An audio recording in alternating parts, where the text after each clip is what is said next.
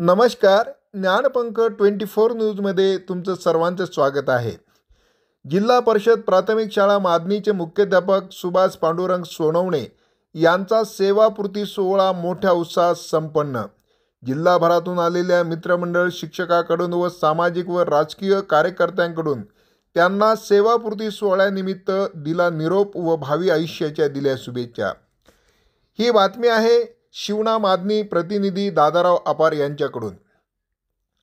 सिल्लोड तालुक्यातील मादनी येथील जिल्हा परिषद प्राथमिक शाळेचे आदर्श मुख्याध्यापक सुभाष पांडुरंग सोनवणे यांचा दिनांक 31/12/2024 रोजी सेवापूर्ती सोहळा मादनी येथे जिल्हा परिषद प्राथमिक शाळेत मोठ्या उत्साहात संपन्न झाला. सविस्तर माहिती अशी की जिल्हा परिषद प्राथमिक शाळा मादनी येथे 25 वर्षापासून सहशिक्षक ते मुख्याध्यापक म्हणून सुभाष पांडुरंग सोनवणे यांनी सेवा केली. त्यांनी त्यांच्या सेवा कार्यकाळामध्ये मादनी गावामध्ये आदर्श असं ज्ञानदानाचं काम करून आदर्श विद्यार्थी घडवले. कोणी सैन्यात गेले, कोणी डॉक्टर झाले, कोणी वकील झाले, कोणी प्रोफेसर झाले, तर कोणी मोठे व्यावसायिक झाले.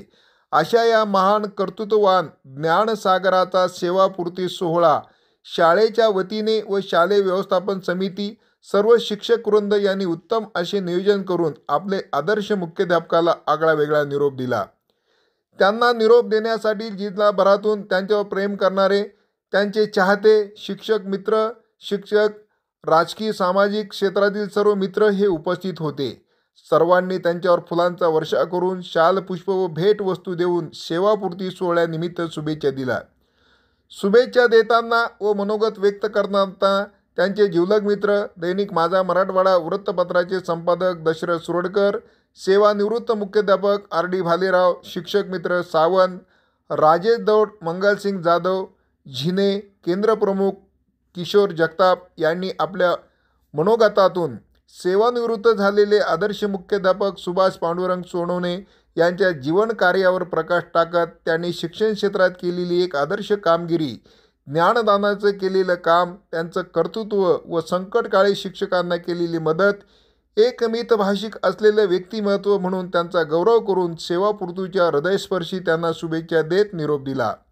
त्यावेळी सेवानिवृत्त मुख्याध्यापक KD धनवई, सेवानिवृत्त मुख्याध्यापक हरिभाऊ तातडे, सेवानिवृत्त मुख्याध्यापक पुंडलिक राऊत, दैनिक माझा मराठवाडा वृत्तपत्राचे संपादक दशरथ सुरडकर, ग्रामपंचायत सदस्य दादाराव अपार, शालेय व्यवस्थापन समितीचे अध्यक्ष गणपत कालभिले, शालेय व्यवस्थापन समितीचे उपाध्यक्ष रतन लाड, सोसायटीचे चेअरमन भास्कर अपार, माजी सरपंच रमेश दांडगे, सेवानिवृत्त मुख्याध्यापक RD भालेराव, केंद्रप्रमुख NJ भोंबे, केंद्रप्रमुख किशोर जगताप, शिक्षक पतसंस्थेचे सचिव जितेंद्र पान पाटील, सहशिक्षक राजेश दौड, शेख परवेज, सहशिक्षक अजय जेऊघाले, गजानन काळे, दादाराव सुखधाने, DS वाढोकार, साहेबराव चोरमले, सहशिक्षिका माधुरी पखान, पूजा गावंडे, सुरेखा लकस, MS काजी, जफर पठाण, सुषमा आवाणकर, भूषण पाटील यांच्यासह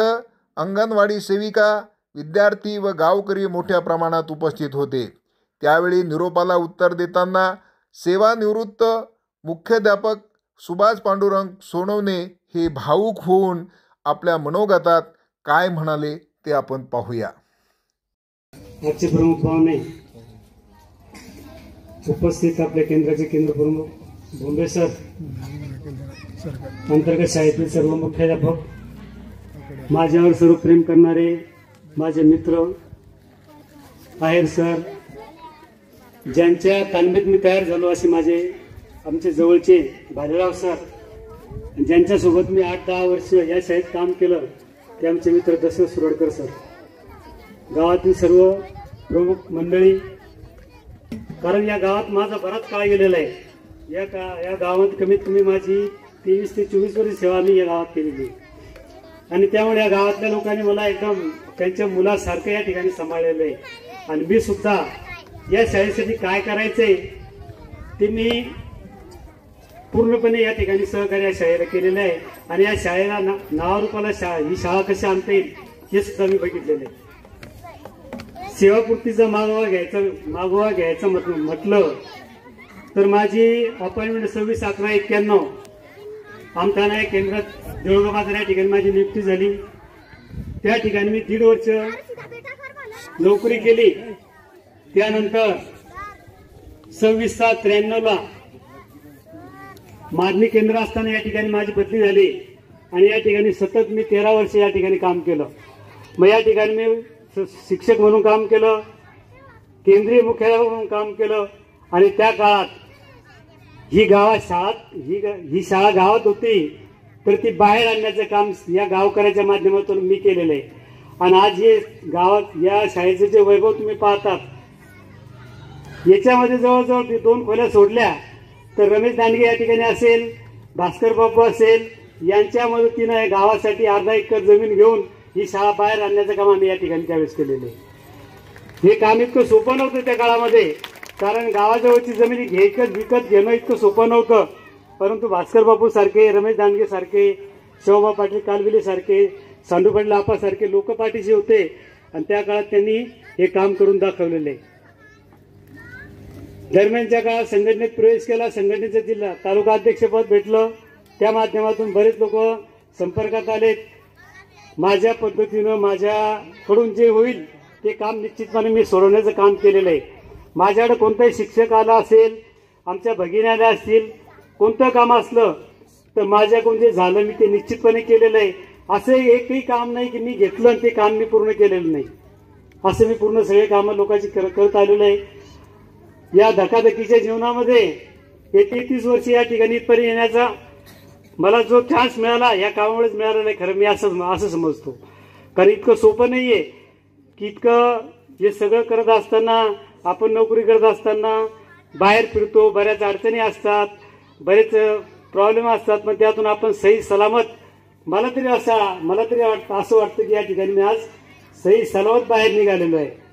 आणि असंच प्रेम प्रत्येकाने मला या ठिकाणी द्यावं अशी माझी अपेक्षा आहे।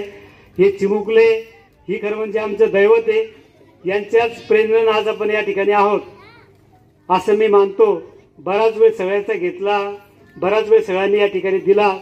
माझे भाऊजी आणि माझी लहान बहीण हे सुद्धा या कार्यक्रमासाठी उपस्थित राहिले, त्यांचे सुद्धा मी या ठिकाणी ऋण व्यक्त करतो।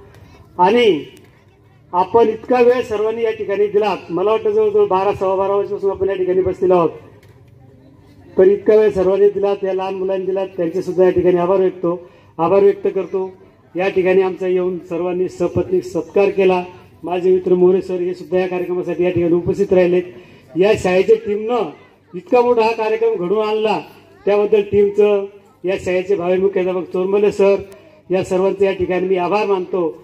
आणि मला असं वाटतं की आणि आत्ताच माझे मित्र किशोर जगताप या ठिकाणी उपस्थित झालेले आहे, तर बोला सर, काय म्हणता सांगा त्याला।